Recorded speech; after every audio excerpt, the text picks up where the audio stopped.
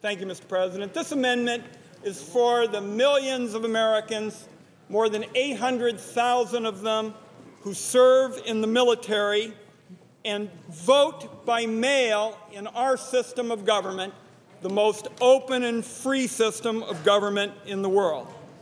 Mr. President, those millions of Americans may vote absentee. They may vote in what's called no excuse absentee, or they may vote in an all-mail election, but they deserve this fall to have the assurance from the United States Senate that as we reform the Postal Service, the election will not be disrupted. I hope my colleagues will support this. I think it's been discussed at length with both sides of the aisle.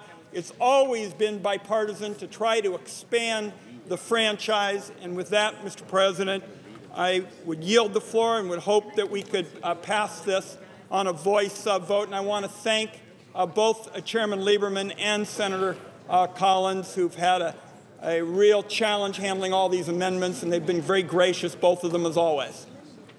Mr. President. The senator from Connecticut. Mr. President, I rise to support the amendment, and I thank Senator Wyden and those who worked with him on this amendment, frankly, for calling our attention to this important matter and working to ensure that our efforts to salvage the United States Postal Service, to change it, to keep it alive, do not come at the expense of our critical efforts to ensure access to the voting booth by mail, and also no excuse absentee voting programs that rely heavily on dependable mail service. So that I support the amendment, and if there's no further debate, I'd move that we adopt the amendment by voice vote.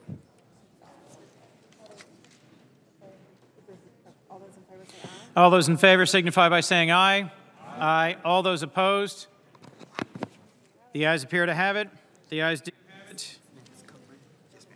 Amendment number 2020, as modified, is agreed to.